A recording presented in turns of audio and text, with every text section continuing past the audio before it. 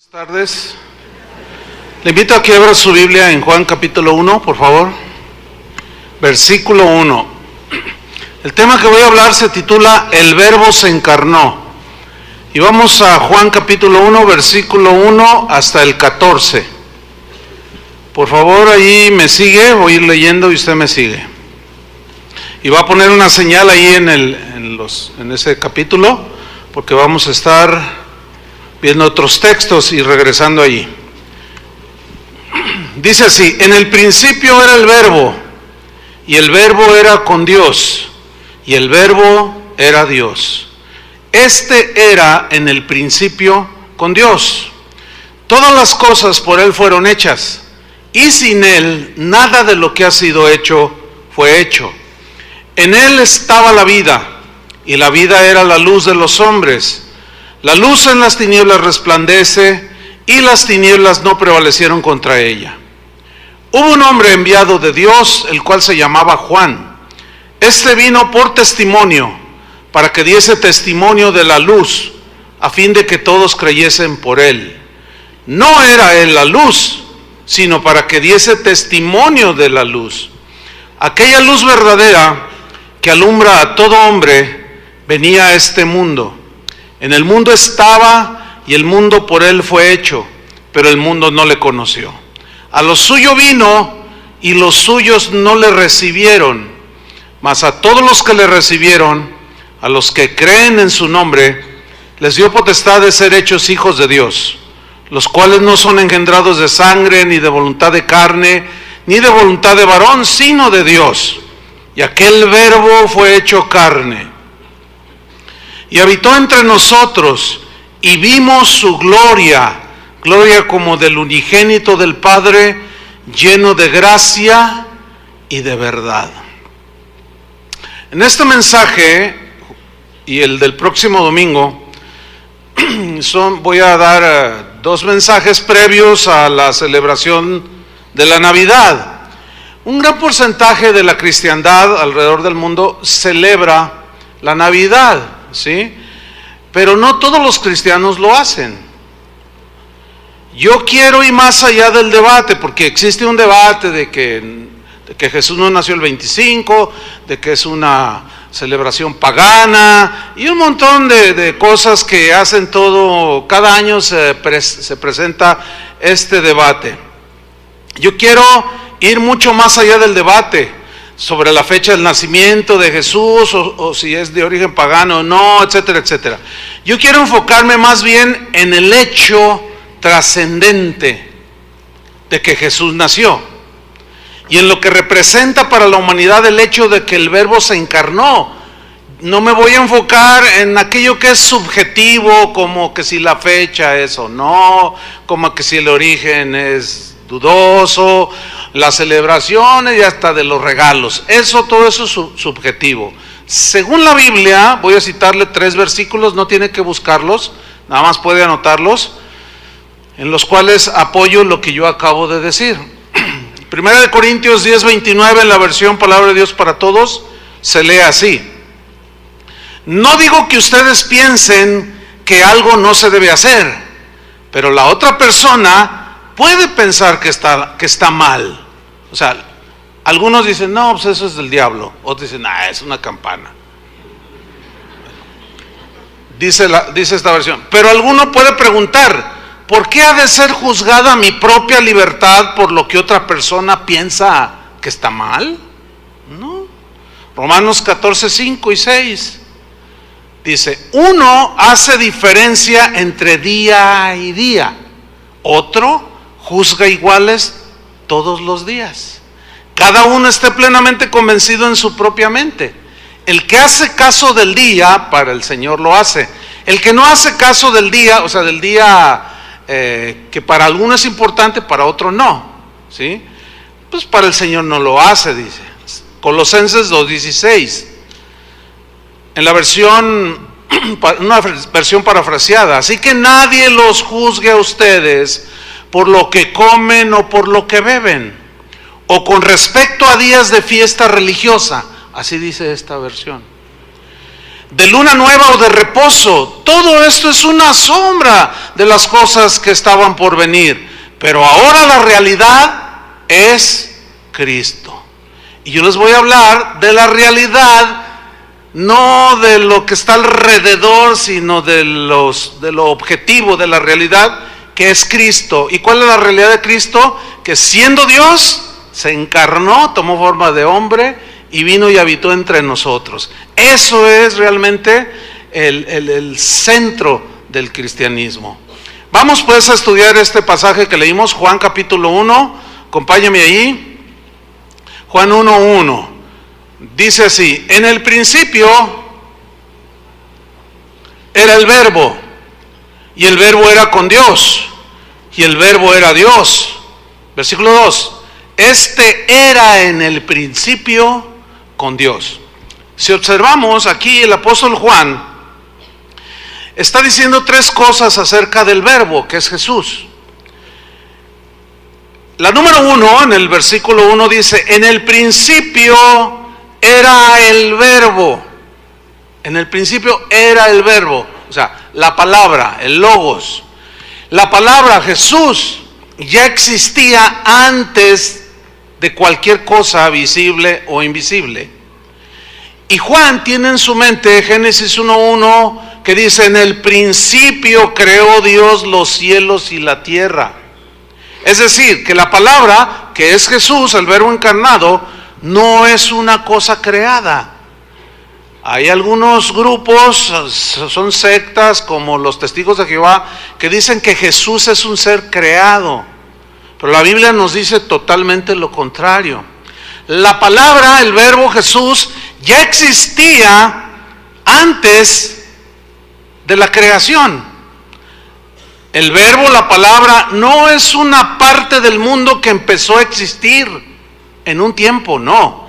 La palabra, o sea Jesús, es parte de la eternidad.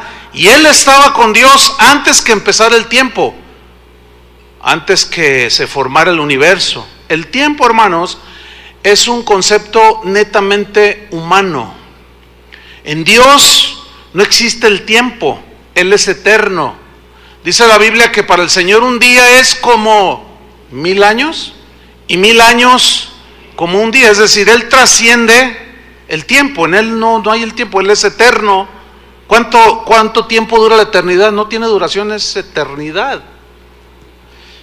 Es decir, que la palabra Jesús, que la palabra que es Jesús, no es una de las cosas creadas que vemos. La palabra ya existía cuando empezó la creación. El Padre y el Hijo han existido siempre. Ellos son sin principio y sin fin. Ellos son eternos. Entonces Juan dice que en el principio era el verbo. Pero luego sigue diciendo en el versículo 1, y el verbo era con Dios. Y aquí era significa en el griego estaba. O sea, Cristo, la palabra, estaba con Dios. En el principio era el verbo, allí siempre ha estado. Y luego añade Juan, y estaba con Dios. Es decir, que siempre, hasta donde nos alcanza a entender esta palabra, siempre ha habido una estrecha relación, una conexión inquebrantable entre el verbo Jesús y Dios el Padre. Eso quiere decir que nadie, absolutamente nadie, nos puede decir cómo es Dios. Nadie nos puede enseñar cuál es la voluntad de Dios. Nadie nos puede enseñar el amor de Dios. Nadie nos puede mostrar el corazón de Dios, excepto solo uno, Jesús. O sea, Dios mismo. Él siempre estuvo con Dios el Padre. Y en tercer lugar, dice, y el verbo era Dios. ¿Cuál es el orden? En el principio era el verbo, número 1. Número 2, y el verbo era con Dios. Y en tercer lugar, y el verbo era Dios. La palabra Jesús era Dios. No que dejó de serlo, sino que habla de que siempre ha sido, era, y hasta el día de hoy. Jesucristo es el mismo de ayer, de hoy y por los siglos de los siglos. No tiene principio ni fin. Ahora bien, donde dice aquí el verbo era Dios, la palabra Dios en el griego es la palabra theos, ¿sí? Que se traduce por Dios. Esto significa que Jesús era con los mismos atributos que el Padre tenía. Esto de que el verbo era Dios habla de que el mismo carácter del Padre es el mismo carácter que tiene Jesús. Son las mismas cualidades que tiene tanto el Padre como el Hijo. Es la misma esencia, y como dice el credo antiguo, Dios de luz, Dios verdadero de Dios verdadero, engendrado, no creado. Engendrado cuando en la Virgen, pero no creado, siempre ha existido. Cuando Juan dijo que la palabra o Jesús era Dios, no estaba diciendo que Jesús es el mismo que Dios, no, sino que Jesús es igual a Dios. Esto lo dice Pablo a los Filipenses. No consideró el ser igual a Dios como cosa que aferrarse, sino que se despojó. Vemos pues aquí el Cristo divino, el Jesús divino, 100% Dios, pero también el Jesús humano, el 100% humano. Ese es el equilibrio en cuanto a lo que revela la Biblia respecto del verbo de Jesús. 100% Dios, 100% hombre, como nosotros, humano.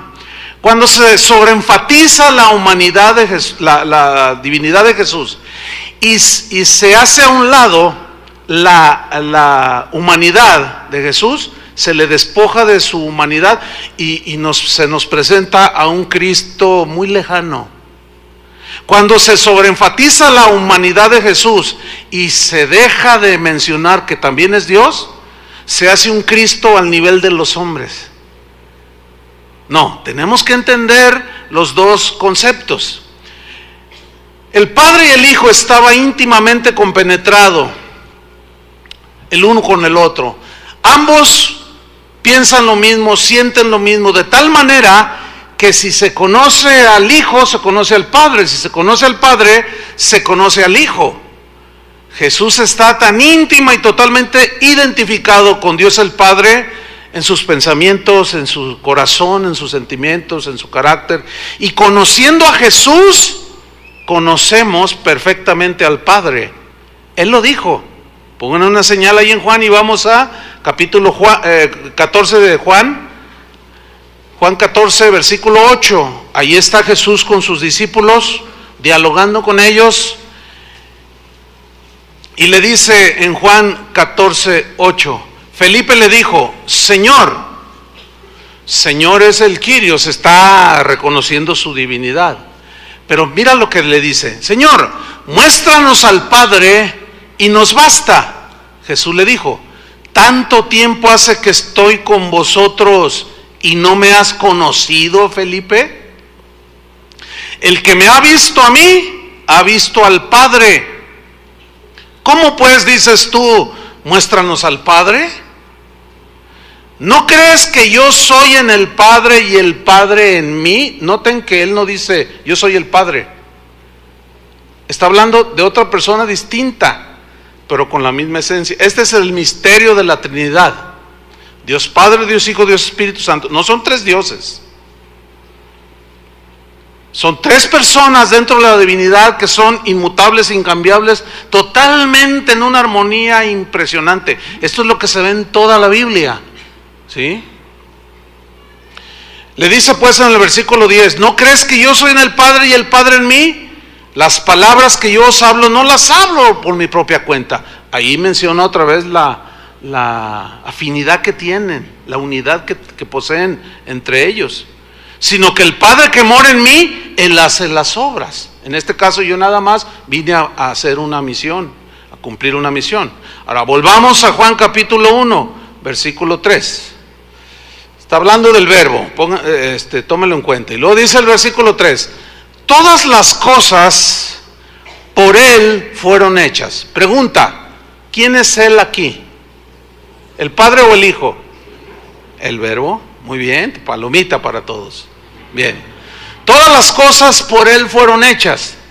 Aquí está echando por tierra que Él no es un ser creado, que Jesús no es un ser creado, porque un ser creado como tú y como yo no podemos crear algo de la nada. Cuando dice la Biblia en Génesis que creó Dios los cielos y la tierra, la palabra crear es la palabra hebrea bará, y esa palabra significa crear algo de la nada. Ninguno de nosotros tenemos ese atributo de crear algo de la nada. Dios es el único que posee ese atributo. Y dijo Dios, sea la luz, y de la nada salió la luz. Y dijo Dios, produzca el mar seres vivos, y de la nada aparecieron, de la nada. Eso es lo que significa en Romanos, que Dios llama las cosas que no son como si fuesen. Eso refiere al atributo que Dios tiene de crear algo de la nada. Entonces pongan mucha atención, porque mira lo que dice, vuelvo a leer versículo 3. Todas las cosas por Él fueron hechas. O sea, Jesús mismo, creador, creó todo junto con el Padre, de la nada, creó todo lo que vemos. Y luego dice, y sin Él, sin Jesús, el Verbo, nada de lo que ha sido hecho fue hecho o existiera.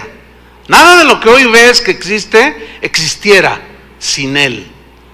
Hasta el día de hoy los científicos no han sido capaces de explicar por qué el universo, ellos hablan de una fuerza misteriosa que todavía no definen.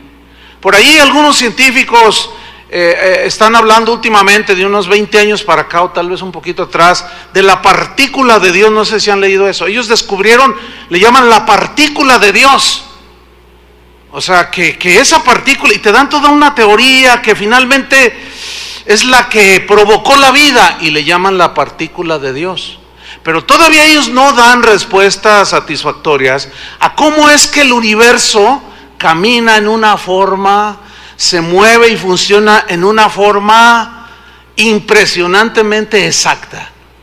¿Cómo es que, por ejemplo, la Tierra en el universo se ve que está flotando? ¿Quién sostiene la Tierra?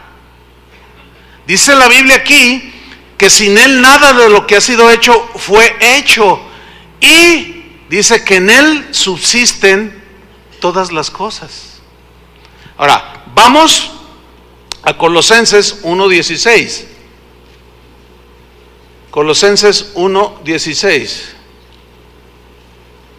Aquí Pablo, por el Espíritu Santo, está en total armonía con lo que Juan está diciendo acerca del Verbo encarnado, de Jesús. Dice Colosenses 1:16, porque en Él, ¿quién es Él aquí? Jesús. Si vemos el contexto, Pablo está hablando del Verbo otra vez, de Jesús. Porque en Él, o como dice otra versión, porque por Él fueron creadas todas las cosas, las que hay en los cielos, entiéndase, toda la constelación, todo el universo, todas las galaxias, y las que hay en la tierra, todo lo que ves, visibles e invisibles, sean tronos, dominios, sean principados, sean potestades, todo fue creado por medio de Él y para Él. Y Él es antes de todas las cosas. Aquí está otra vez. ¿Él es qué? Antes de todas las cosas. Y todas las cosas en Él subsisten, se sostienen, funcionan. Ahora, si el Señor tiene total dominio, el Jesús, estamos hablando de Jesús, tiene el total dominio del funcionamiento, tiene el total, todo ahí en su computadora o lo que tenga, por mencionar algo, unas expresiones para entenderlas, ¿no? Por eso es Dios. ¿Cómo Él tiene total y control, dominio de lo que Él creó? Que funciona el universo como un reloj, una maquinita de un reloj suizo. Impresionante. Dice la Biblia que Él conoce cuántos cabellos tenemos. Dice la Biblia que no cae a tierra un pajarillo sin que Él se le pase. Ay, Gabriel, se nos cayó un pajarito. No estaba contemplado y me tomó por sorpresa, no. Cuando Jesús iba en la barca y se levantó la tempestad, los discípulos se asustaron y Él se levantó y le dijo a la tempestad que se calmara y se calmó. Y se asustaron los discípulos. ¿Quién es este que aún los vientos le obedecen? Ese es el Jesús que vive en tu corazón. Amén. ¿Cuántos dicen amén? Y Pablo dice, no, es que Él es antes de todas las cosas y todas las cosas en Él subsisten, funcionan. Ahora, cuando Dios creó el universo, lo hizo de la nada. Yo lo expliqué al principio. Y es debido a que somos seres creados, que nos hizo ¿de dónde? Del polvo, de la tierra. Ahora, ¿qué es el polvo? Nada. Todos sacudimos el polvo y todos decimos, ¡ay, está lleno de polvo! Y agarras tu trapito y limpias el polvo. ¿Qué somos? Polvo. No somos nada. Algunos se creen por ahí algo, pero no somos más que polvo. Bueno, si tú y yo entendemos que Él es el creador y nosotros somos seres creados, que solo somos polvo, no hay razón alguna para que alguno de nosotros se sienta orgulloso de algo, de lo que ha logrado, de la gran preparación académica que has logrado, o de los grandes negocios que has hecho, o de la inteligencia que tienes, o de todos tus planes maravillosos y los llevas a cabo y te salen. No, porque somos polvo. Nunca debemos olvidar que existimos solo porque Dios nos hizo. ¿De dónde nos hizo? De la nada. ¿Qué somos? Nada. Jesús dijo, separados de mí, nada podéis hacer. Se refiere, nada podéis hacer, se refiere en cuanto a nuestra salvación. En cuanto a nuestra salvación, no podemos hacer nada, podemos hacer muchas cosas. Tú mismo con tus manos puedes construir una casa. Esto fue hecho por manos de hombres. Pero cuando dice separados de mí, se refiere a nada que trascienda a la eternidad puedes hacer sin mí. Pero en el caso de nosotros, ¿cuántos son cristianos? ¿Cuántos están en Cristo? Ok, en el caso de nosotros ahora, seguimos siendo polvo, pero para Dios ahora somos sus hijos. Los que no son sus hijos, esos se hacen polvo y desaparecen, pero luego viene el juicio final. Pero en el caso de nosotros, como sus hijos, ahora somos algo especial para Dios. Ahora, lo que a mí todavía no tengo la capacidad en el software que Dios me puso en el cerebro, no sé cuántos megas o terabytes tenga aquí en el cerebro, pero todavía no me alcanza a entender cómo el Dios creador vino por el polvo.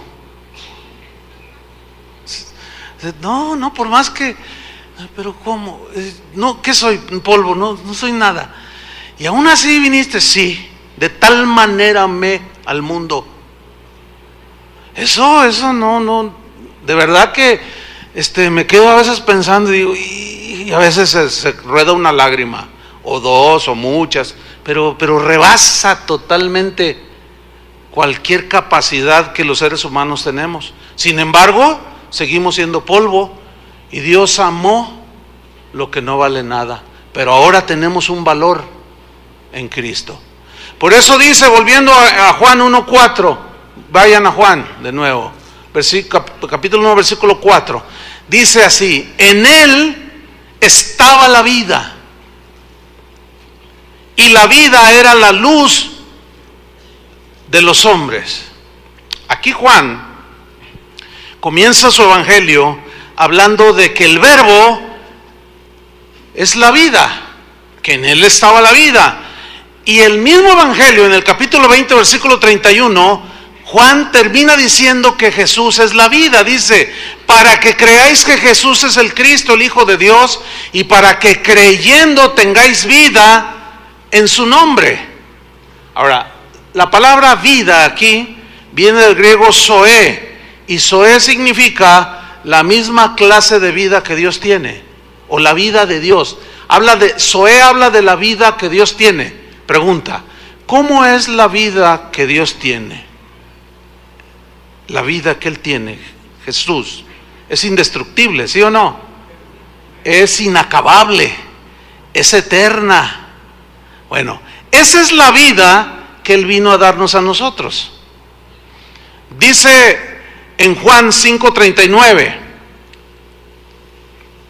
que Él es el dador de la vida, pero hubo ocasiones en que al venir Él fue rechazado, y sin duda que su corazón se dolía. ¿Por qué? Porque el Señor no quiere que ninguno perezca, sino que todos procedan al arrepentimiento, que todos crean el mensaje. Eso Él quiere, que todos crean, y al creer viene el arrepentimiento, y es cuando viene tu salvación.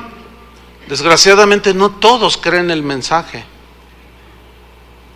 Leamos Juan 5:39. Aquí había una discusión de Jesús con los fariseos. Eran los encargados de desmenuzar la palabra de Dios, de trazar la ley, de explicársela al pueblo para que la gente la entendiera. Ellos eran los encargados, junto con los escribas, los estudiosos de las escrituras, eran los encargados de hablarles del Mesías que había de venir para salvarlos, pero ellos torcieron el concepto del Mesías. Ellos les empezaron a hablar de un Mesías poderoso, como sentado en un caballo blanco como Napoleón, que venía o que iba a venir para liberarlos de la esclavitud o del yugo de Roma. Pero eso no era lo que la Biblia enseñaba. Él vendría un libertador, vendría un salvador, pero para librarnos del yugo del pecado. ¿Se acuerdan cuando el ángel le dijo a María: de tu vientre nacerá el Salvador, porque Él libertará al pueblo de sus pecados? Pero los fariseos, los escribas, no enseñaron de ese Mesías. Y está el debate allí, y dice en Juan 5:39, les dice: escudriñad las escrituras.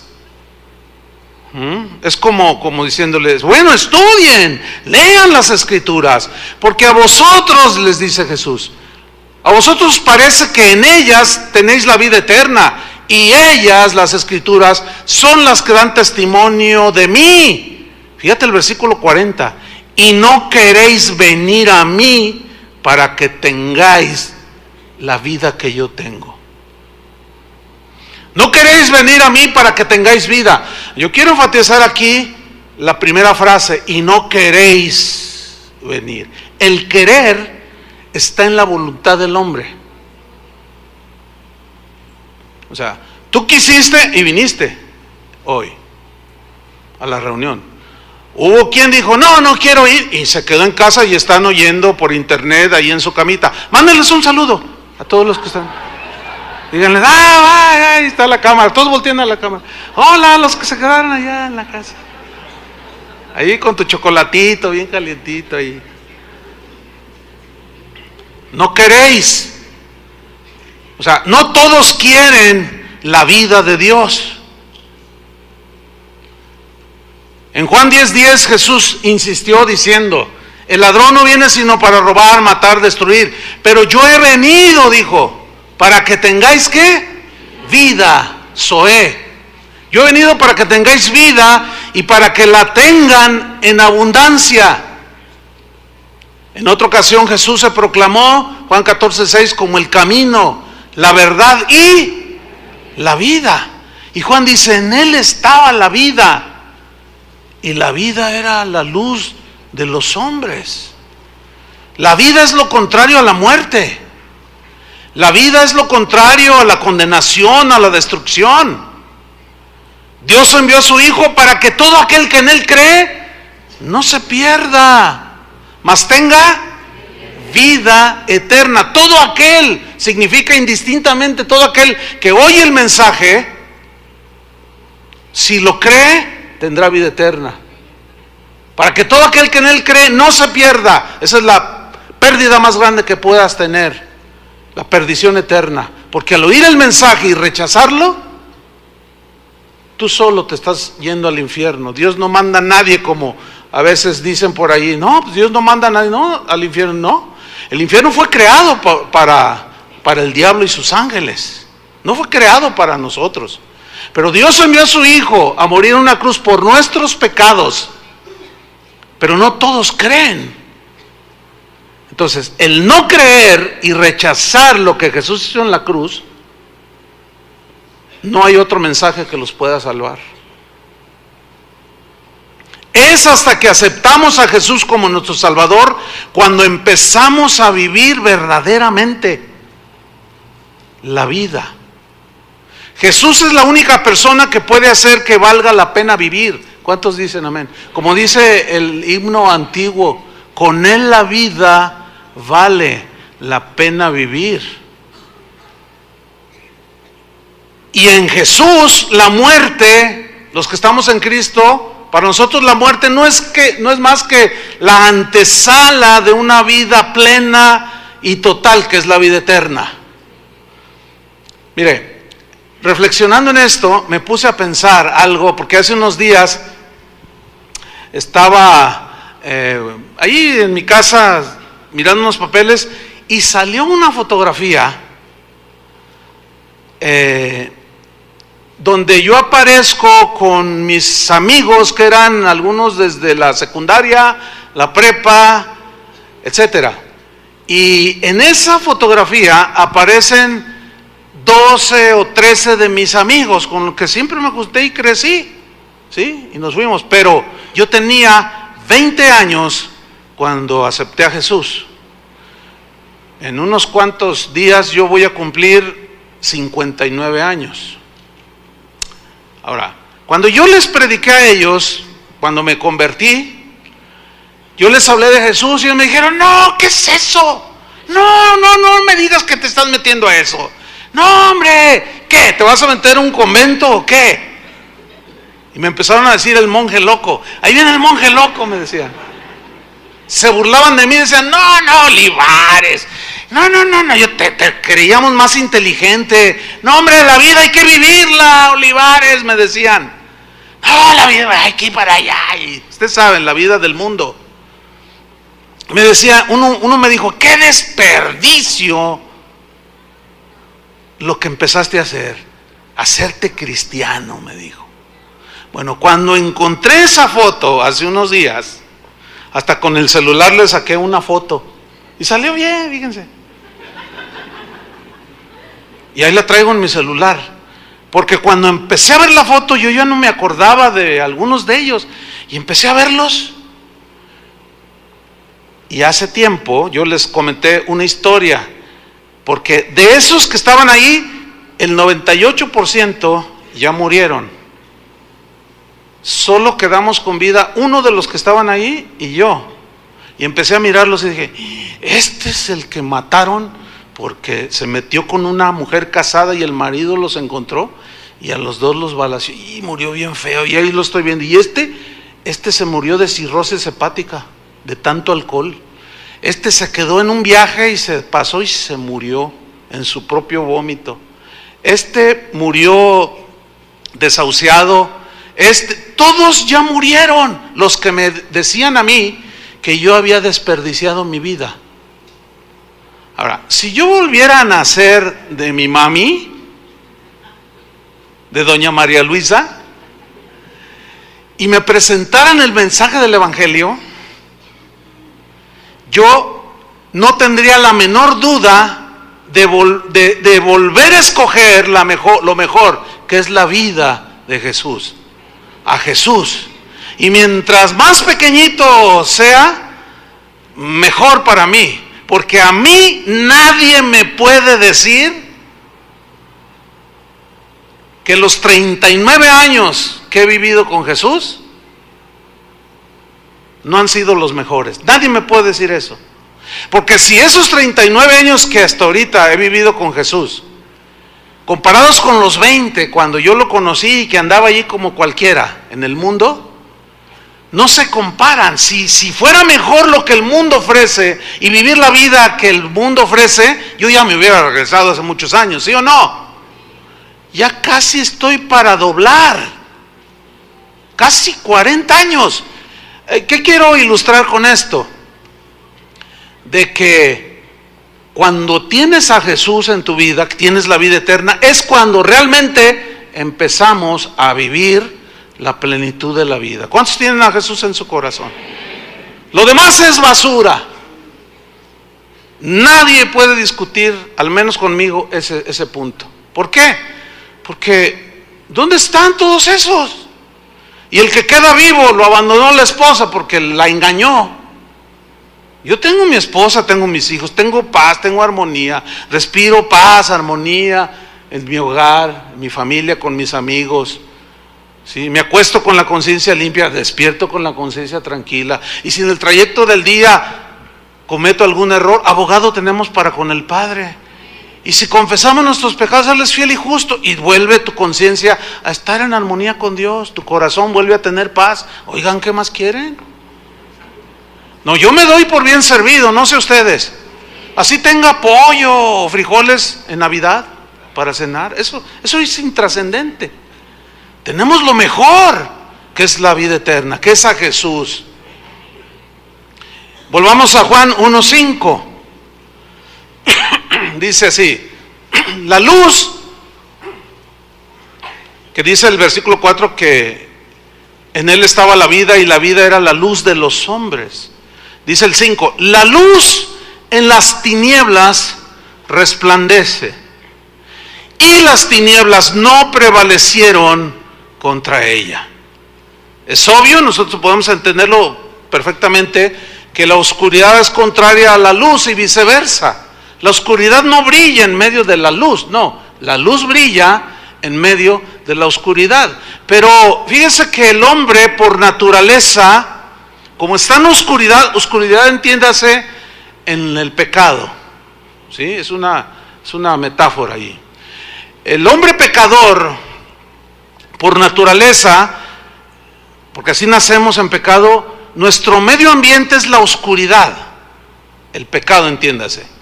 Y por naturaleza rechazamos la luz. ¿Por qué? Porque la luz descubre las cosas escondidas que hay en el corazón. Es como el ejemplo que he puesto en otras ocasiones. Cuando usted llega a su cocina y prende la luz, ¿quién sale corriendo? Las cucarachas, dijeron todos. Algunos dijeron nosotros. Bueno, ya, cada quien, ¿no? ¿Por qué? ¿Por qué las cucarachas, los ratones? Mira, aquí cuando está todo esto apagado, aquí abajo a veces viven ratones. Y cuando se apaga todo, como ahí está mi oficina, y a veces está todo esto apagado, y oigo como... Les prendo una luz, corren. Ellos rechazan la luz. Así es su naturaleza. ¿Sí? Bueno, por naturaleza nosotros somos como ellos. Cuando se nos prende la luz del Evangelio, salimos destapados. Salemos, dijo él. Bueno, es que como ya van todo este mes que he andado visitando ranchos, bueno, pues algo se me pegó, oiga. Y salimos disparados. Mire, por naturaleza, cuando se nos presentó el Evangelio, ¿cuál fue nuestra reacción por naturaleza? No, yo no quiero nada con eso. No, yo soy bueno. ¿Por qué dices que soy pecador? Mira, no tomo, no fumo. Ay, mira, ¿has echado alguna vez una mentira? Claro. ¿Cómo se le llama a alguien que ha echado mentira? Mentiroso. Entonces sí has pecado. No, lo que pasa es que a mí no me vas a cambiar de religión. Y hay un rechazo. No, yo que no sé, que yo soy bueno. Ahora que andaba en unos ranchos de estos, ahí por Tepa, el viernes pasado precisamente, íbamos en la carretera y vimos así hacia abajo, en un valle, una construcción bien bonita en medio del cerro allí. Y yo le dije a un hermano de ahí, le dije, oye hermano, ¿qué es eso? Y dice, mira, ese es un templo, ese y otro que vamos a ver más adelante.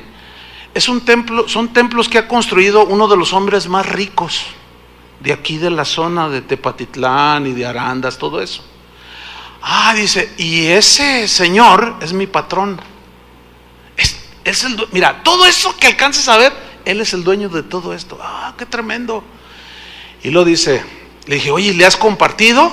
Y me dice, sí, le he compartido, porque Él dice, se jacta y dice, mira, ¿ves ese templo? Yo lo hice. Yo creo que sin duda cuando me muera, me voy a salvar. Me voy a ir derechito al cielo, ve todo lo que he hecho. Y que Él le dice, no, pero no es por obras. Y le empieza a predicar el evangelio, y la cucaracha, por más rica que sea,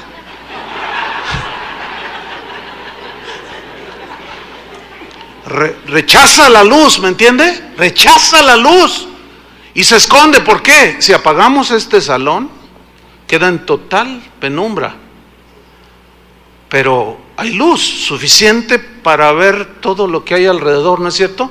En otras palabras, la luz tiene, una de sus cualidades es que hace notar lo que está ahí, donde se enciende esa luz. Bueno, Jesús es la luz que vino a alumbrar a los hombres.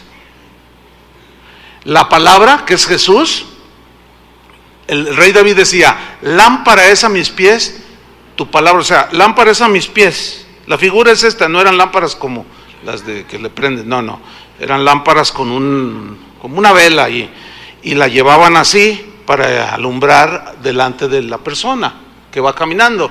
Lámpara es a mis pies tu palabra y lumbrera a mi camino. Entonces, la palabra de Dios tiene esa cualidad que cuando es predicada es como si le prendieras una lámpara de 10,000 watts a la persona. Se la prendes y se da cuenta de todo, y por naturaleza se rechaza la luz. ¿Sí?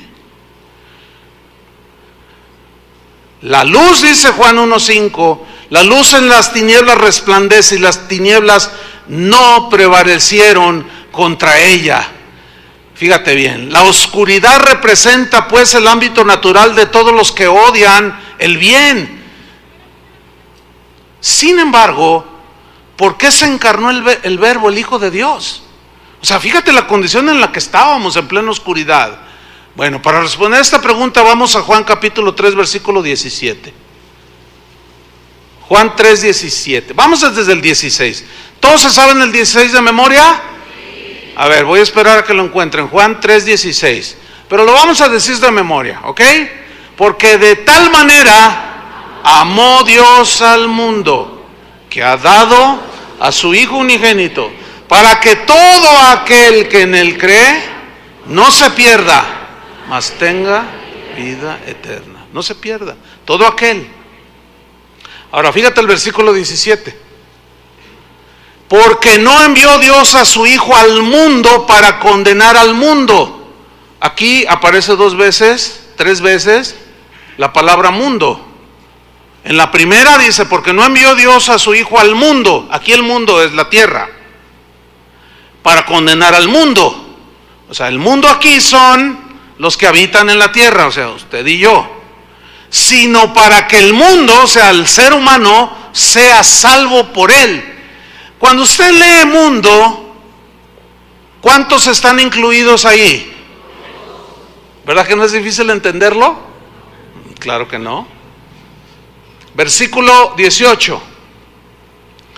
El que en Él cree, de todos los que están en el mundo, el que en Él cree, fíjese cómo es creer, el que en Él cree no es condenado.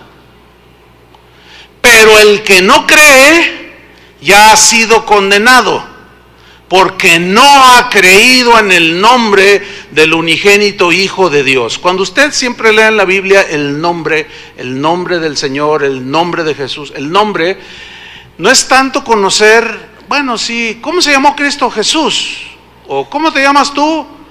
Pues Francisco. Pues me llamo Sofía. No, para los hebreos y otras culturas, inclusive, cuando decían el nombre aquí, tiene que ver con lo que representa el nombre de Jesús, que Él es Dios, que era el Verbo y el Verbo estaba con Dios y el Verbo era Dios. Todo lo que es Jesús en sus atributos, todo lo que hizo en la cruz, todo está encerrado en el nombre de Jesús. Por eso, si yo les pregunto, ¿conoces el nombre de Jesús? Se debe entender, no como Jesús, así, simple, no, sino lo que representa Jesús. Por eso, lo que dice aquí, el que en él cree, 18, no es condenado, pero el que no cree ya ha sido condenado porque no ha creído en lo que el nombre de Jesús, en el unigénito Hijo de Dios, representa. Hay algunos que van a las iglesias católicas, evangélicas. Alguien hizo una encuesta el siglo pasado, allá en los Estados Unidos. Se metió a iglesias católicas, metodistas, evangélicas, todo tipo, dentro del cristianismo. Y a la salida les preguntaba, ¿tú crees que Jesús es Dios? El 60% respondieron que no, bueno, Dios, tanto como Dios, igual a Dios, no. Pero fue un iluminado. Órale, ¿qué tal? O sea, de entre los mismos que van a las iglesias no creen en el nombre de Jesús. Qué cosa, ¿no? ¿Tú crees que en realidad Jesús resucitó y volvió de la muerte a la vida? Bueno, en realidad eso es metafórico. Dicen, eso en realidad es como para entender que Él vive en nuestros corazones. No. ¿Resucitó literalmente de la muerte? No, yo no creo. 65%. Esos no son cristianos. Tienen información de Jesús, pero no conocen el nombre de Jesús. Entonces, Pablo decía, si Cristo no resucitó, vana es nuestra fe. Comamos y bebamos que mañana moriremos, citando a un filósofo estoico. Pues si Cristo no resucitó, ¿qué estamos haciendo aquí? Comamos y bebamos que mañana moriremos, así decía este filósofo. La vida, pues aquí hay que vivirla, pues hay que vivir lo mejor que se pueda, pero pues comamos y bebamos, mañana vamos a morir y ya todo se acabó. Dice, no, más como Cristo resucitó de entre los muertos. Eso es lo que significa creer en el nombre del Hijo de Dios. Les pregunto, ¿crees tú que Él resucitó? Bueno, en primer lugar, ¿crees que Él se encarnó, Dios se encarnó? ¿Crees tú definitivamente que Él murió en la cruz por ti? ¿Tú crees que Él resucitó de los muertos para tener nosotros una esperanza de resurrección y vida eterna? ¿Sí? Eso es creer en el nombre de Jesús. Ahora sigo leyendo. Versículo 19. Y esta es la condenación. ¿Cuál? Que la luz vino al mundo. Ahí está. Y los hombres amaron más las tinieblas que la luz, porque sus obras eran malas. Porque todo aquel que hace lo malo aborrece la luz y no viene a la luz para que sus obras no sean reprendidas. Por eso es que hay un natural rechazo a la luz del Evangelio cuando se le predica a la gente. Hay un natural rechazo. ¿Por qué? Porque el Evangelio nos descubre, como es luz, nos descubre tal y como somos. Y leemos ahí los 10 mandamientos, la ley moral de Dios. No robarás, no matarás, no tendrás dioses ajenos delante de mí. Y te das cuenta que los traes colgados aquí, los traes metidos acá, los tienes en el nichito ahí en tu casa, tienes ídolos por todos lados, mientes, robas, adulteras, o sea, de todo. Y dices, no, yo no soy ese. No. Entonces hay un rechazo. Y esa es la condenación, que la luz vino al mundo y los hombres rechazaron. Entonces el mundo rechaza a Cristo, que es la luz, pero jamás podrá extinguir esa luz, porque la luz, dijo Juan, en las tinieblas resplandece, y las tinieblas no prevalecieron contra ella. Ciertamente, en la historia del cristianismo, que ya va para 2000 años de cuando Jesús apareció en la tierra, a la fecha ha existido la iglesia. ¿Quién es la iglesia? Ya todos lo sabemos, los creyentes. Los nacidos de nuevo de todas las congregaciones que dicen creer en Cristo. Esa es la verdadera iglesia. Los que nos hemos arrepentido genuinamente, hemos nacido de nuevo y vivimos una vida en Cristo. De manera que si alguno está en Cristo, vivimos como nuevas criaturas, ya no somos esclavos del pecado. Esa es la verdadera iglesia. Esa es la iglesia por la que el Señor va a venir. Pero ha habido épocas en la historia en el que parece como que la luz se apagó. Y la edad más oscura fue la del siglo XVI. En un oscurantismo increíble en que había entrado la iglesia. La Biblia era un libro cerrado. Los clérigos, los dedicados a enseñarle a la gente la palabra de Dios, hundidos en la inmoralidad, en el fraude, en la mentira, en la injusticia, pero la luz nunca se extinguió. Siempre hubo hombres y mujeres que tenían a Cristo en su corazón. Y de allí vino pues lo que conocemos como la Reforma, siglo XVI, de un puñado de hombres allí que tenían la luz de la vida en sus corazones, y empezaron a predicar, abrieron la Biblia y empezaron a decir que el justo por la fe vivirá. Nunca se ha extinguido. Jesús lo había prometido: las puertas del infierno no prevalecerán contra la iglesia. Volvamos a Juan 1:6. Dice Juan 1:6: hubo un hombre enviado de Dios, el cual se llamaba Juan, o sea, Juan el Bautista. Este vino por testimonio, para que diese testimonio de la luz, a fin de que todos creyesen por él. ¿Cuántos creyesen? Todos. Ese es el propósito, ese es el propósito de Dios, era el propósito de Juan.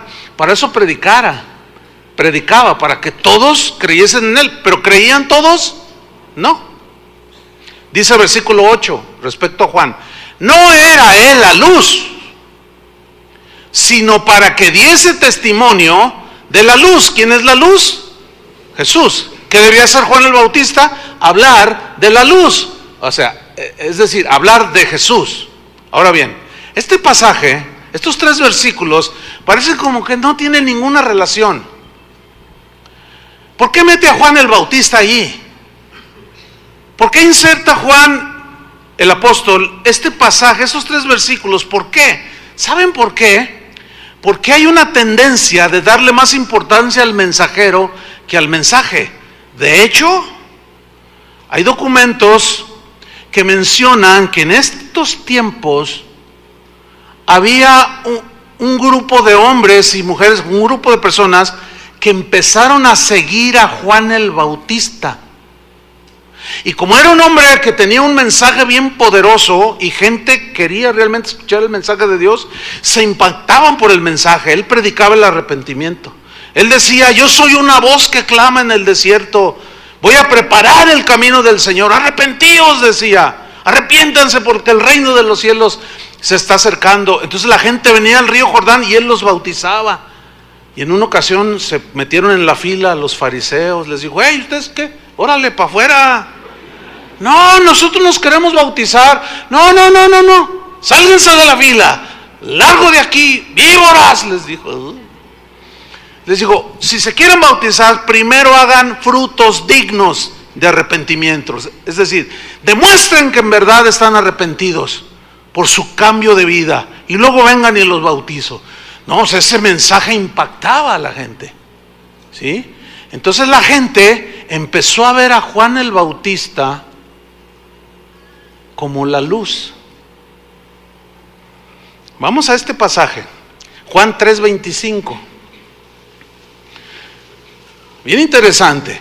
Y allí descubrí yo por qué el apóstol Juan insertó a Juan el Bautista allí.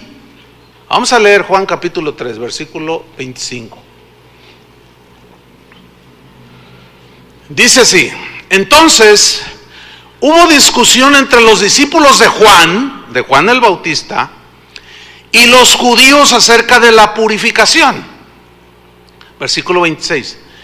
Y vinieron a Juan, o sea, los discípulos de Juan, y le dijeron: Rabí, o sea, maestro, mira que el que estaba contigo al otro lado del Jordán.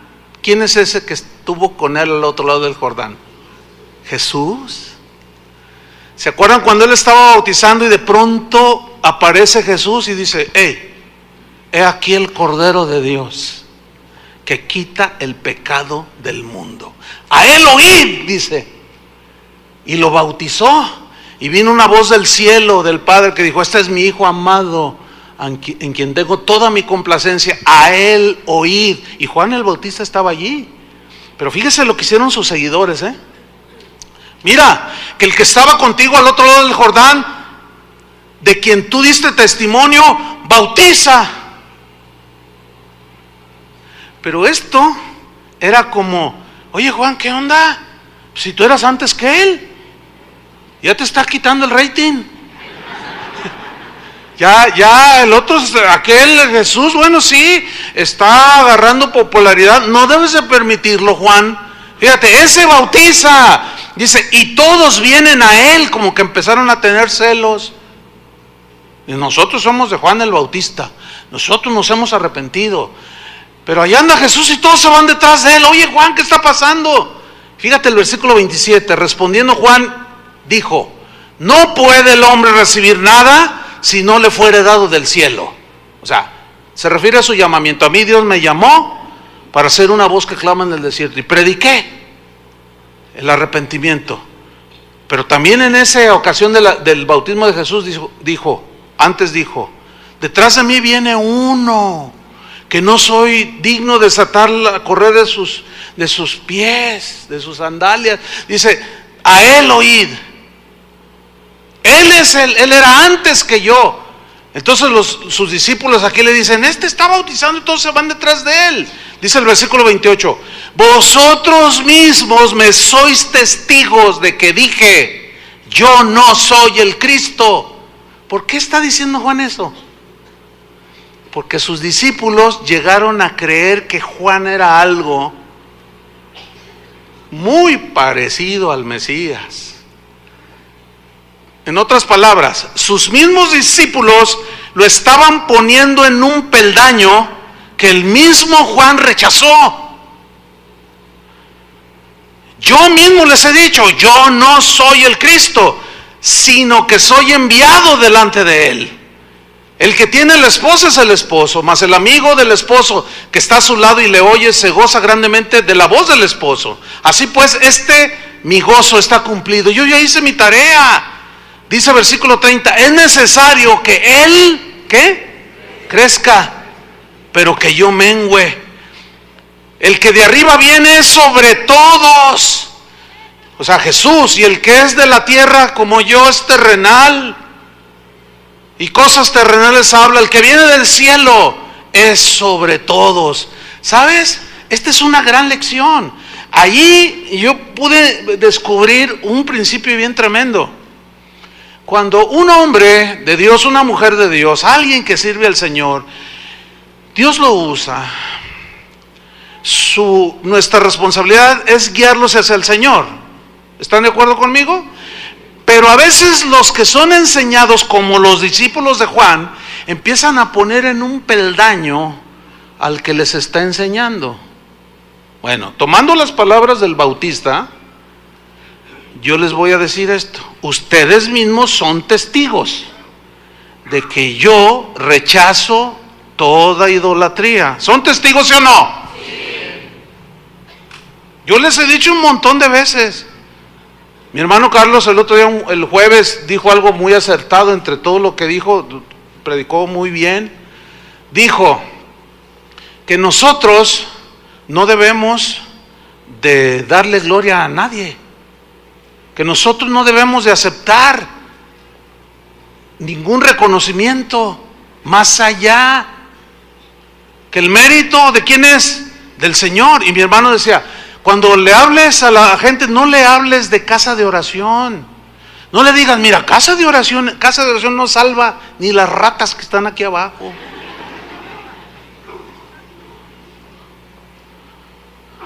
Y dijo, ni tampoco nos predique a nosotros. Mire, ven a oír a un hombre que sí predica el evangelio. Nosotros rechazamos todo ese tipo de cosas. Ustedes son testigos. Bueno, miren lo que me pasa de continuo. Cuando salgo a visitar las casas de oración, siempre pues va gente si es en una ciudad, vienen de lugares cercanos. Y se acercan a saludar después de la enseñanza. Y siempre dicen: pastor, déjeme decir, mire, yo ya sé que a usted no le gusta que le digan, pero le voy a decir. Miren, la verdad, algunos de ustedes le dicen: nah, tú eres un idólatra. ¿Y saben qué? Muchas veces tienen razón. Son idólatras. Siguen a un hombre, no están siguiendo a Cristo. Y bien ganado se lo tienen. Te dicen: ah, tú eres chullista. Bien ganado te lo tienes. Yo rechazo totalmente eso. Ustedes son testigos. Aquí desde arriba y desde abajo. Ahora, la gente te puede poner en un peldaño, como a Juan el Bautista. Él era un genuino hombre de Dios, ¿sí o no? Pero Juan el Bautista no se creyó lo que estaban sus discípulos creyendo de él. Él dijo: yo no soy la luz. ¿Qué no les dije ya? Él es la luz, síganlo a él. Yo nada más prediqué en el desierto y me puse un traje de camello y comí chapulines con miel. Yo no soy nada. No pongan sus ojos en mí. Idólatras, bautistas. Ay, no se vayan a ofender los hermanos bautistas. No es en referencia a ellos, obviamente. No lo aceptamos. Juan el Bautista no se la creyó, y nosotros no debemos de creérnosla tampoco. Pero si alguien, alguno de ustedes o cualquiera que oye y pone a X persona, sea yo o cualquier otro, en un peldaño que le corresponde al Señor, el problema no es de nosotros. El problema es si yo acepto ese peldaño. ¿Entienden? El problema está en que yo aceptara eso que algunos idolátricamente dicen. Ese es mi problema. Pero yo no tengo nada que ver con que algunos sean idólatras, como los seguidores de Juan el Bautista. ¿Cómo controlar eso? Y luego cuando alguien va contigo y empiezan a platicar, el otro le dice: no, es que a mí Chuy Olivares, tú eres un chullista, eres un idólatra, te dicen. No necesariamente, en algunos casos es una persona idólatra, porque estás aprendiendo la palabra de Dios. Pero el problema está cuando alguien se la cree. En esta semana se murió un personaje de ese tipo acá por el oriente de la ciudad. Usted sabe a quién me refiero, ¿no? Al buen entendedor, pocas palabras. Y algunos están: ¿quién? Pues ahí investigue. Bueno, ese señor, usted puede ver en los videos allí en YouTube, cómo la gente decía que estaba viendo a Dios y él no dijo nada. Hace rato le dije a Chuy García: mira, Chuy, ven para que veas esto, un video donde está un predicador diciendo Isaías 6:9, y llamará su nombre consejero, porque un niño nos es dado, y llamará su nombre consejero, Dios fuerte, príncipe de paz. Dice: ¿saben a quién se está refiriendo la misma escritura? A nuestro apóstol, dice. Y le hace Chuy, estaba comiendo tacos y casi se atraganta. ¿Qué dijo? Ni siquiera te la regreso para que la vuelvas a oír, ¿verdad que casi te atragantas? Dice: no puede ser. O sea, él no dijo nada. El lambiscón ese estaba diciendo: tenemos a Dios entre nosotros. Bueno, ya se les murió su Dios. No estoy haciendo mofa ni burlándome de su dolor. No confunda. Estoy poniendo las cosas en su lugar. Siga confiando en el hombre, los hombres nos morimos. Ese se llegó a creer Dios y se murió. A los dioses no les da cáncer. Y ahí está. Y ahora ya no saben de qué agarrarse. Eso es la razón por la que Juan, el apóstol, insertó allí en su evangelio hubo un hombre, Juan, que bautizó. Él no era la luz. Él nada más vino para dar testimonio de la luz, pero él no era la luz. Y más adelante Juan, sí, yo no soy la luz. Yo mismo les dije, ustedes son testigos. Volvamos a Juan 1:9 para terminar. Dice, y aquella luz verdadera que alumbra a todo hombre, ¿a cuántos alumbra? A todos. Venía a este mundo. En el mundo estaba y el mundo por él fue hecho, pero el mundo no le conoció. Versículo 11, a lo suyo vino y los suyos no le recibieron. Esa frase, a lo suyo vino, en la versión Palabra de Dios para Todos, dice así, vino al mundo que le pertenecía.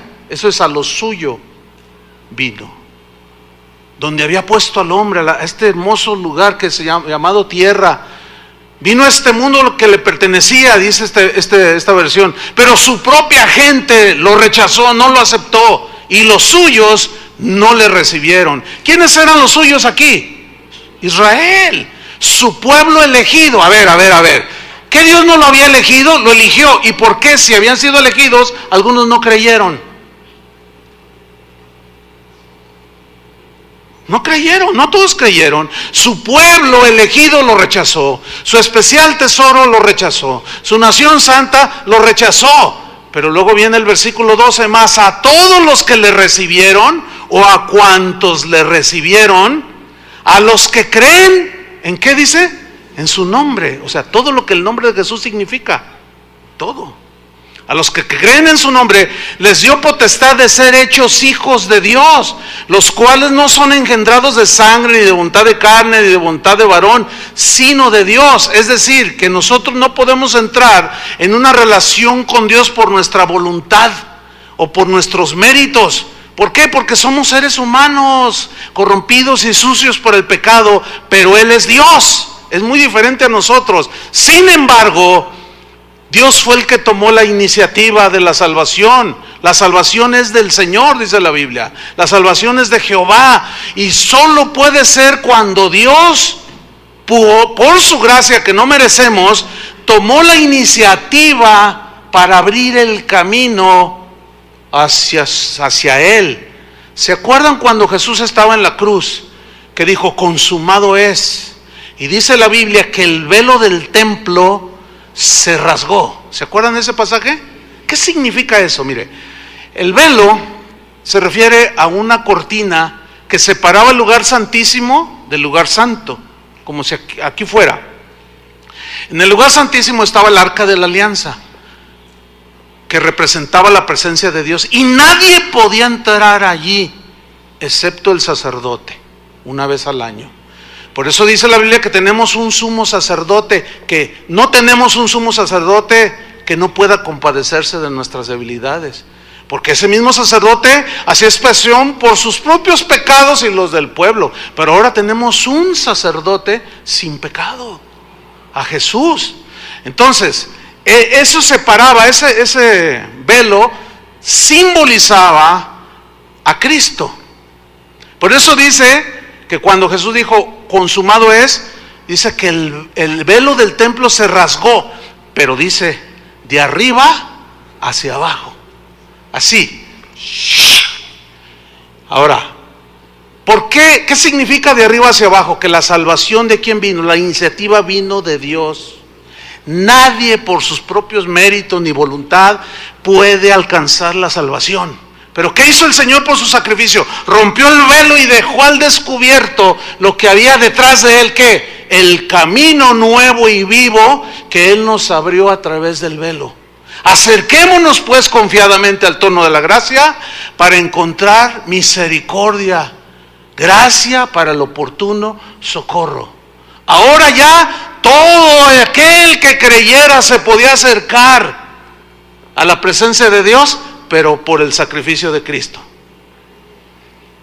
Cualquiera, todo aquel que crea en Él. Y nos dejó abierto el velo. Pero la iniciativa ¿de quién fue? Del Señor. No fue de nosotros. Porque aunque fuera de nosotros no podíamos. Jesús tuvo que abrirnos el camino al lugar santísimo. La salvación que Dios ofrece es para todo aquel que en Él cree. Es por la fe que nos apropiamos de la salvación. Ahí está, puedes entrar. No quiero. Bueno, ya Jesús hizo todo en la cruz. Se los voy a ilustrar con este ejemplo. Un papá le puede ofrecer a su hijo: mira, hijo, yo te ofrezco cuidado, amor, te voy a sostener en tus estudios, te ofrezco todo esto. Y el hijo puede aceptarlo o rechazarlo, ¿sí o no? Dice, no, pues no lo quiero.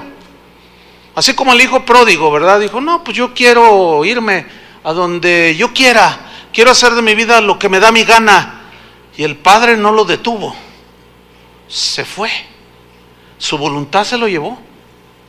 Pero cuando ya se dio cuenta, cuando terminó ahí comiendo comida de cerdos, oliendo a cerdo, a puerquito, dice que volviendo en sí dijo, he pecado. Iré a la casa de mi padre y le diré, Padre, he pecado contra el cielo y contra ti. Mira, hazme como uno de tus jornaleros. Y dice que el padre, cuando lo miró, lo abrazó. ¿A qué olía el muchacho?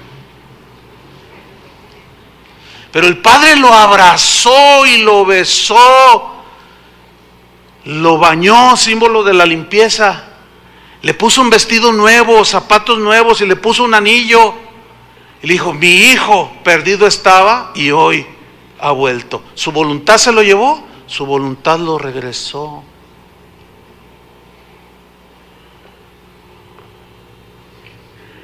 Si tú, ¿cuántos tienen hijos? Tú quieres lo mejor para tus hijos, ¿no? Si tú tuvieras la capacidad de programarlos y a que todo te dijeran sí, y tú me vas a amar porque sí, y me vas a obedecer porque sí, y ¿lo harías? Tendrían unos robots ahí, los que dijeron que sí. O sea, si tú tuvieras el poder de programarlos así para que te obedecieran, para que nunca pecaran, para que siempre hicieran todo bien, y tú no, eso no se llama libertad. Tú tendrías unos esclavos. ¿Sí o no? Uno de los dones que Dios le ha dado, yo sé que en esto hay una discusión dentro del cristianismo, pero yo soy de los que creen con mucha evidencia bíblica que Dios, de las bendiciones que Dios le dio al ser humano es la capacidad para decidir, la libertad, como le dijo, la libertad para escoger lo que es bueno y lo que es malo. Como Josué, Moisés se paran enfrente del pueblo y dijo, aquí dice el Señor, he puesto delante de ti la vida y la muerte, escoge la vida para que vivas. O como cuando Dios hizo a Adán y a Eva, les dijo, de todo lo que hay aquí en el huerto puedes comer, pero de este árbol no puedes comer, porque si comes te mueres, le dijo. ¿Eso qué tenía que ver? Con su libertad para decidir qué va a comer. Y comían de todo, comían guayaba, se comían una sandía, comían un montón de frutas y de pronto se pararon ahí. No, dijo Dios que no. Y el diablo vino, pero es que si comes te vas a hacer igual a Dios. Entonces Eva, ¿qué hizo? Fue engañada, sí, pero ella quiso. Y allí todavía no había pecado. Ahí se ve que Dios le dio al hombre la capacidad de decidir. Decidió mal, estando en un estado de santidad y de gracia, decidió mal. Ahí se ve, desde antes de nada, que Dios le dio al hombre la capacidad de decidir. Entonces ahí está el camino, ahí está el sacrificio. Pero no queréis venir a mí. ¿Cuántas veces quise juntar la gallina, como la gallina junta sus polluelos? Los quise juntar a usted y no quisisteis, Israel. Y Jesús lloró sobre Jerusalén. Porque Dios no quiere que ninguno perezca, sino que todos procedan al arrepentimiento. Pero no todos quieren. ¿Qué vas a hacer tú? Ahora no está en ti la capacidad de salvación. O sea, cuando tú decides aceptar a Cristo, no estás decidiendo tú salvarte o no, estás aceptando el sacrificio. O sea, yo me voy a salvar. No, por favor, ¿quién dice así? Nadie dice así, ¿verdad que no? Es creer. ¿Se acuerdan cuando Moisés al pueblo le mordían las serpientes y Moisés va con Dios, le dice, Señor, la serpiente, dice, hazte una serpiente atravesada por un asta? Y cuando algún hijo de Israel cualquiera fuere mordido, nada más que miren a la serpiente traspasada, y lo miraban y se sanaban.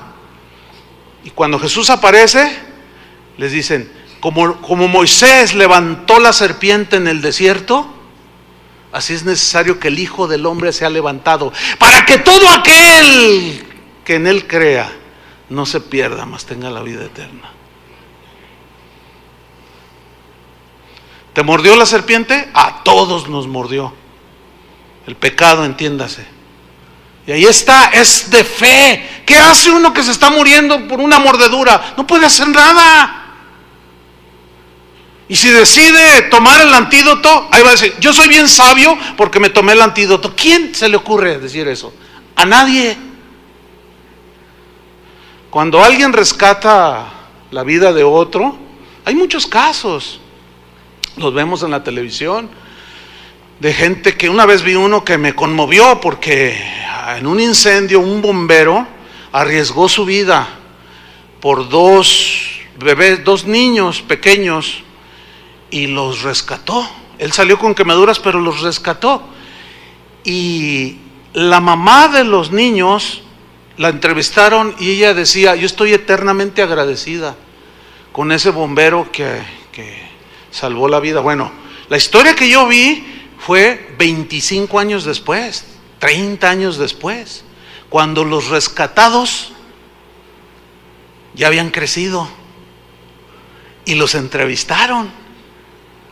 Pasaron la primera entrevista de hace 20 y tantos años y la segunda, cuando ya los salvados habían crecido, y esos ya ahora un hombre y una mujer iban cada año, 2 veces al año, a saludar al bombero que ya estaba viejito, agradecerle lo que había hecho por ellos. ¿Sí? En ningún momento estos que fueron rescatados dijeron, yo me salvé porque yo le agarré la mano, entonces la salvación yo la decidí por mí. Favor. O sea, si estaba en la quemazón, pero vino alguien y te tomó, ¿sí? Te tomó, dame la mano, y te sacó de ahí. Amén. Y termina diciendo, versículo 14, y aquel verbo fue hecho carne. Este es el centro del mensaje de la Biblia. El verbo fue hecho carne y habitó entre nosotros, dice, y vimos su gloria, gloria como del unigénito del Padre, lleno de gracia y de verdad. Este es el versículo, hermano, más importante de todo el Nuevo Testamento. ¿Por qué? Porque este pasaje proclama de una manera maravillosa la plena humanidad de Jesús y la plena divinidad de Jesús. En Jesús vemos pues a Dios viviendo una vida como un ser humano y tuvo que hacerlo así para rescatarlo. Y vimos, dice Juan, su gloria.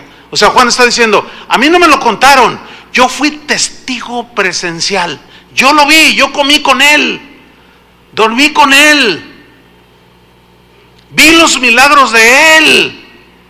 Yo mismo tuve peces en mis manos, panes en mis manos cuando dijo, denles de comer. Y yo mismo me extendí y mientras daba se multiplicaba. O sea, se sobreentiende eso, ¿no? Yo vi su gloria, dijo. Y fue lleno de gracia.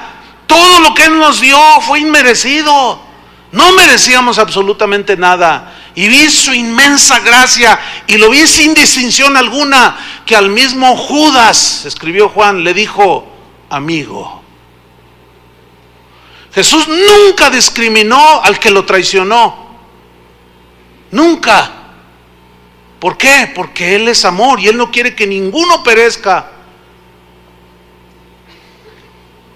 Y Él no quiere que perezcas. Por eso se encarnó, para salvarnos. Tomó forma humana, ese es el gran misterio. Pero el milagro más maravilloso, hermanos, no es que Dios te sane de un cáncer. Es un milagro. Yo creo en milagros. ¿Ustedes también? No es que Dios te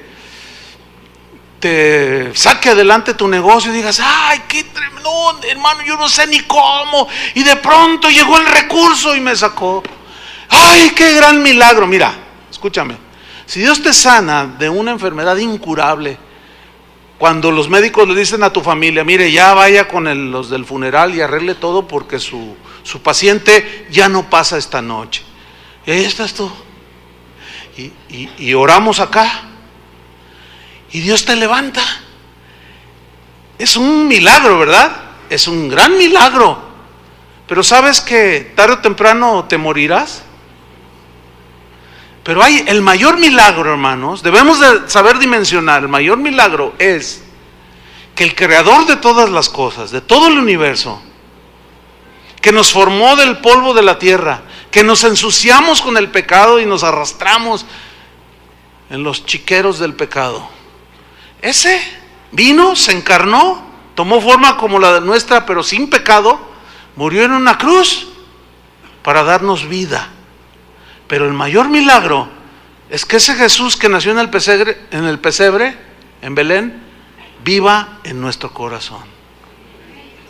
Ese es el mayor milagro. Yo te pregunto, ¿vive Jesús en tu corazón?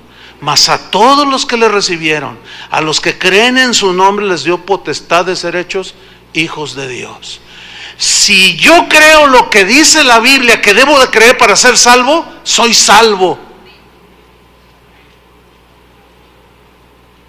Porque si lo rechazo, es porque no lo estoy creyendo. ¿Cuántos tienen el milagro en su corazón? A lo mejor estos días navideños de celebración o no celebración, supongamos que tú eres de los que celebran, pero este año te fue mal y no tienes ni para comprar pollo y vas a comprar unos tacos de esos que venden 3 por $1. Y tú te sientes mal porque dices, ay no, Señor, pues qué triste Navidad. No, por favor, te estás dejando arrastrar por el espíritu del mundo. ¿Entiendes?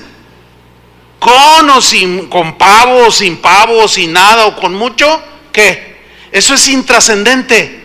Como es intrascendente si Jesús nació el 25 de diciembre, el 28 de marzo, el 75 de febrero, o el que haya sido, eso es totalmente intrascendente, ¿sí o no? Es totalmente intrascendente si tú crees que se debe celebrar o no. Eso a quién le importa. Lo que realmente trasciende es que Jesús vino al mundo y se encarnó, tomó forma humana, murió por nosotros y ahora vive en nuestro corazón. Amén. Eso es lo que realmente trasciende. Oremos. Señor, te damos gracias. Gracias por tu palabra, gracias, Señor, porque tú eres el gran yo soy. Tú eres el verbo estaba con Dios, eras Dios. Este fue el principio. Tú eres el creador de todas las cosas, formador nuestro. Qué maravilla, Señor, que el polvo que no vale nada, de allí nos hiciste seres humanos, con alma, espíritu, pero el pecado